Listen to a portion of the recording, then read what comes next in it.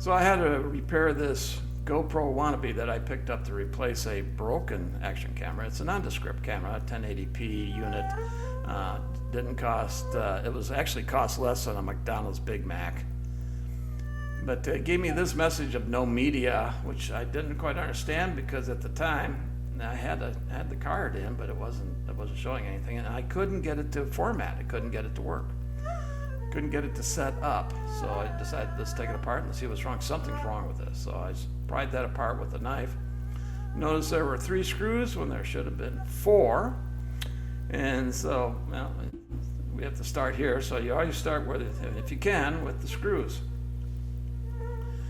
If you get to a point where you want to still take it apart and you don't see screws, that's the problem. And this little guy, turns out this may be a problem here. This little circuit right there may be an issue. It's the shutter switch. So I couldn't find any screws, so that means that you have to pry it apart some more. Hopefully that it's not glued, but just snapped together. Part of it was snapped. This part was glued. So it had to be kind of pried off the glue a little bit. And then I contemplated whether I should take that screen off and take a look at what it would take to open up that connector in order to pull the ribbon cable off, and then decided, you know what, let's just push it through the frame and get rid of the outer body, and we would see that there are more screws to take off. Just a couple. It's not that many, unfortunately. But this is the body that supports the pickup.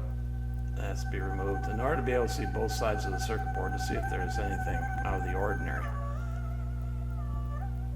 So took it all apart, kind of did an inspection, but I noticed that this one little circuit board for the shutter switch was a little bit on, I don't know, you can see it, but it's moving.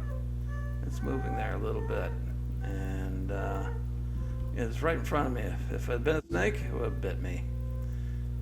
And I didn't even notice it at the time. So, and then it fell off as I was inspecting it. So,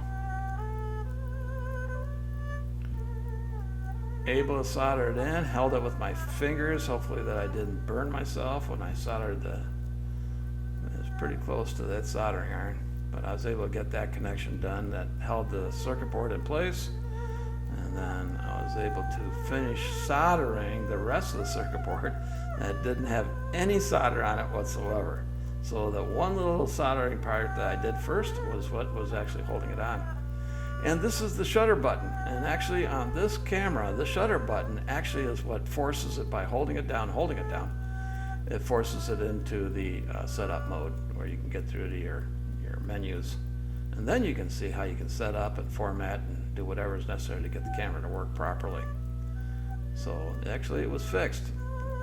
Had to add another screw to fix that screw that was missing.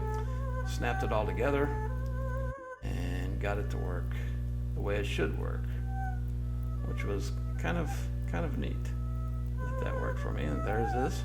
That's the setup. It doesn't look very good in this view, but it works. Thanks for watching.